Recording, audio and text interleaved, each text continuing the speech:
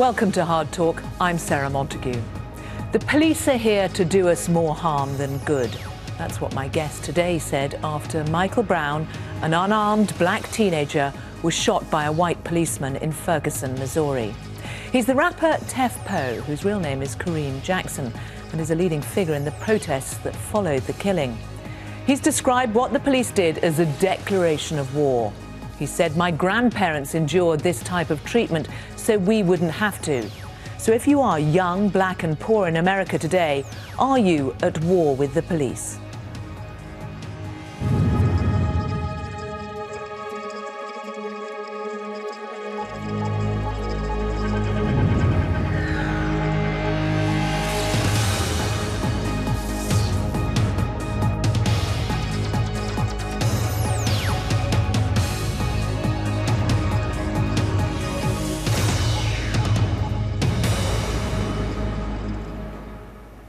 Tef Poe, welcome to Hard Talk. Thank you.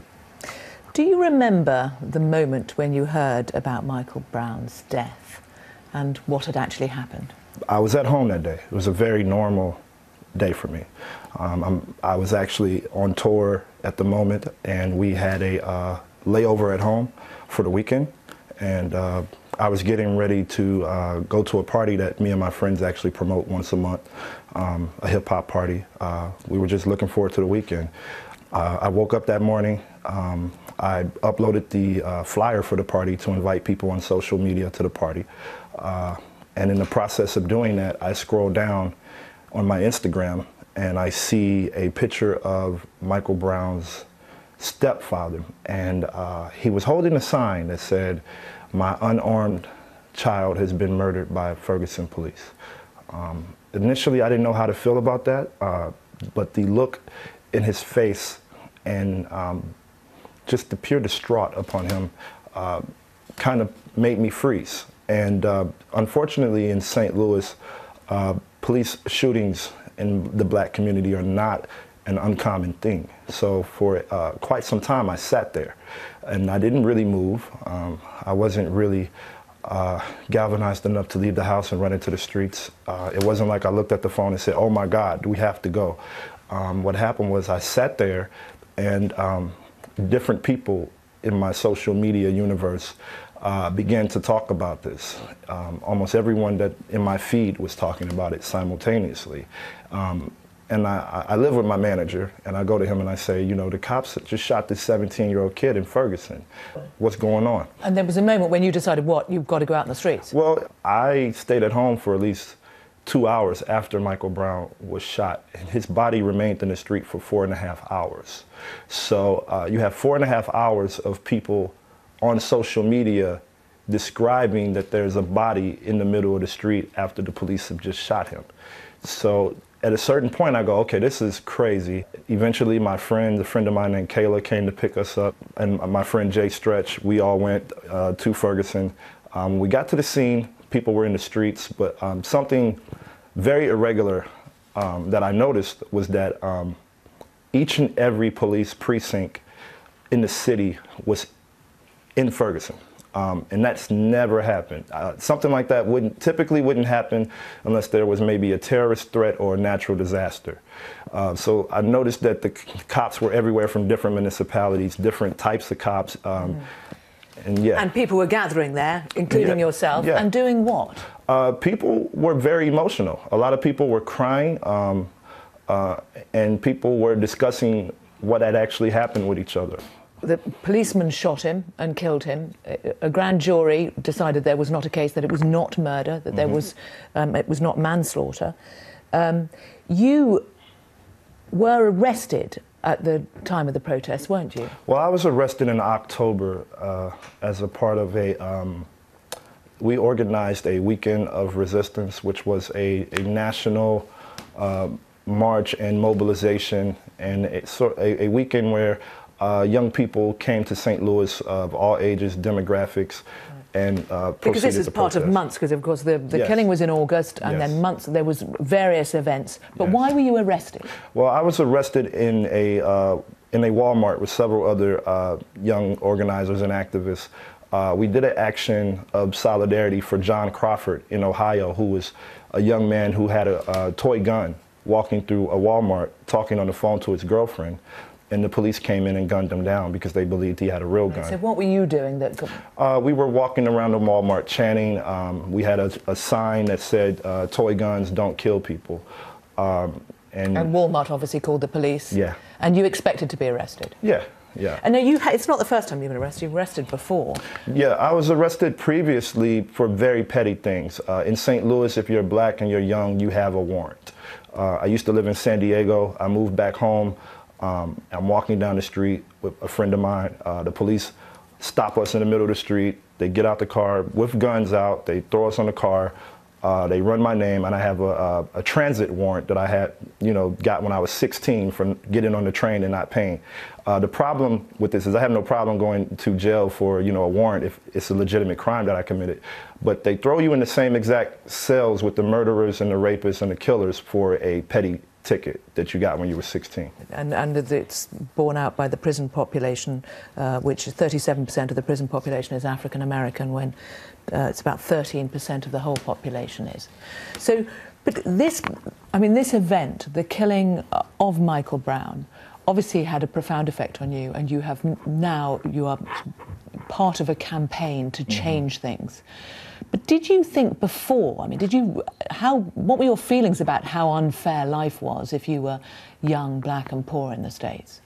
I never quite thought about what that represents nationally or globally prior to Michael Brown's killing, prior to the uprising in Ferguson. I never really reflected upon that. What I did reflect upon was what it meant for me to be young, black and poor from St. Louis. I never thought about my global place, my national place. I could only relate to my immediate world, which was St. Louis, Missouri. And in St. Louis, Missouri, what that means is that we live in a very unbalanced and unequal state of living.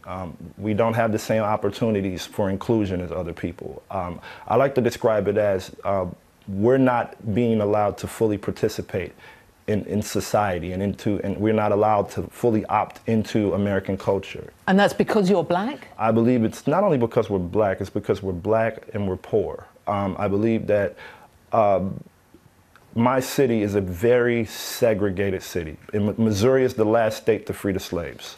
And the culture of Missouri reflects the fact that it's the last state to free the slaves. Even amongst black people, we have chosen to sort of accept this position that this is how things are, this is how it'll always be.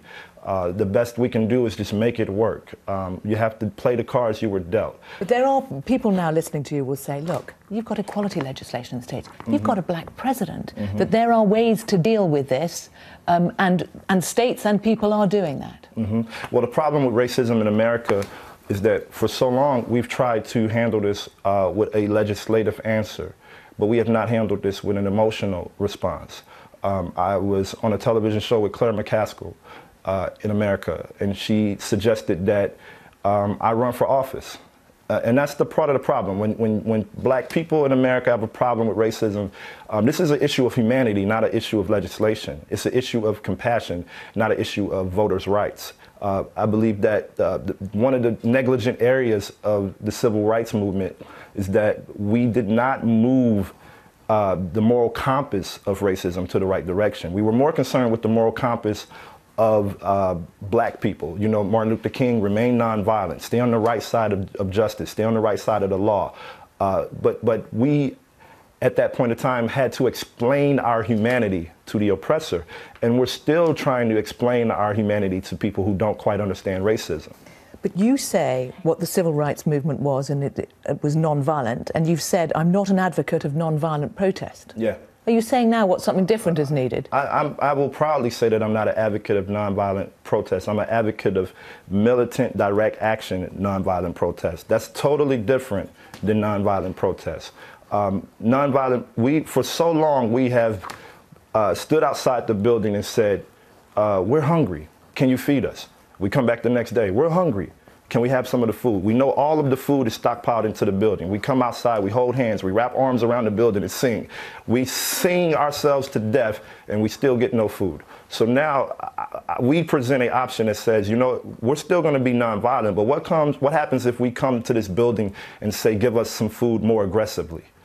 What will you feed us now? Does that mean, because what happened, of course, in Ferguson is there was looting when there were those riots. Correct. Is that militant direct action? No, it has nothing to do with that. The community was actually puppeteered into looting. That's a totally different It's other people's fault that the looting happened. No, Martin Luther King said that a riot is the language of the unheard. So, you know, when you kill a person in a community and you leave the body in the street for 4.5 hours, if you did that in any other community, something would happen. I don't know what would happen, but there's... That justifies looting and criminality? No, it does not at all, and I do not advocate that whatsoever. But what I'm saying is, for so long, black people in America have been treated as if we don't have emotions. And you leave a body in the middle of the street and you expect there to be zero emotional response. You expect people to go back in the house, kick their feet up and watch Grey's Anatomy, but there's a dead body in a pathway where children cross. But so militant direct action that is non-violent. Yeah. It's hard to understand what that means. Yeah. What is militant direct action? It's taking a firm, aggressive, direct stance against things such as white supremacy, colonialism, imperialism, homophobia, even sexism. It's taking a stance that says, you know what, I do not agree with this. This is wrong. I will not casually disagree with it. I will not casually... What will you do? What does it mean? Give us an example, because it's hard to understand. It's more so about the attitude. It's more so about the feel of it. It's more so about the desire to fight it constantly. It's not a passive... Fight it verbally? Yeah, fight it verbally. Only verbally? Or even if you do fight it physically, you don't need guns, you don't need to raise your fist. Even though I think that the unfair part of the narrative is that, you know, when you look at photos of Ferguson, and you do see people burning down buildings, you do see people throwing rocks through glass. However, you know, when you see the MRAPs and the tanks come and the M16s pointed at people's faces, you don't see the community go into the backyard, open up the garage and pull out another tank. So when I describe being militant, you know, we're still not quite, our militancy is more of, that term is more symbolic than it is actual militancy. Are you at war with the police? The police are at war with us. We see, if we were legitimately at war with the police, then we would be able to shoot back and fight back without being punished. There would be, you know, all is fair in love and war. They gun us down, and our deaths are seen with a. But have you spoken to the local police in your area? You smile when I say that. Yeah, we've tried constantly to have a sincere and honest back and forth dialogue with the police. The police have fought very vigorously to cover up some of their wrongdoings, and to, once again, I take it back to the fact that a lot of us are not looking for a political response. We're looking for a sincere opt into our humanity, emotional response. But you're saying it's the police, and you're using the example in this case of not seeing black people as human. Right. Have you had a conversation with police people? Have you? You're one of the leading activists in this. Yes, I've had several meetings with police. Several, black, white, you name it. Because a quarter of the American police are black. Right. And yet you're saying they're just as bad as the white police. Correct. It's not when we speak on things like white supremacy, and we speak on things like colonialism and imperialism in America, and the suppression and oppression of minorities, we don't speak on these things from a stance of a racial stance. We speak on these things from a systemic stance. So even how you can have a black president in the White House, it does not matter if his skin color is black, because his allegiance is to the system. When Barack Obama speaks... It's the establishment. Yes. But when you speak to the policeman, I want to know what you have said, what you have heard. Yeah. We ask them, we say to them... You say we? Yeah. What about you? The community. I don't represent myself when I'm in these spaces. I represent... But has Tef Poe, have you spoken to another policeman and had a conversation where you've treated them like a human being? Yeah, I have no other option. I can't walk up to a police officer and do anything else. We speak to the police I have spoken to the police from a stance of compassion. My involvement in this entire situation is from a stance of compassion and emotional empathy. And what do they say to you? These conversations are deeply rooted in what the law allows them to do. They have a very robotic response. It's very difficult to crack through the shell of a police officer and to get them to have a conversation on a one-on-one basis where they speak to you as a person that understands what it's like to go through these things. And when you, at the time of Ferguson, of course, we had the likes of the Reverend Al Sharpton and Reverend Jesse Jackson come. You smile, why? No, just can't you? Well, I'm wondering what you think about because of course they are veterans of the civil rights movement, like your grandparents. They were involved and fought. Yeah. Are they not making a difference now? I appreciate the work that they've done. I've spoken to Al Sharpton and Jesse Jackson. We, the young people of this generation, of this movement, once again, our goal is not to show up to the building and say, please let us in your building. Which is what you say they're doing. The civil rights movement was more so about creating a movement that was solely set up for heterosexual black men to assume a place of leadership in the community and to possibly establish legislation and laws that would combat racism and discrimination. So in many regards, the civil rights movement was very successful.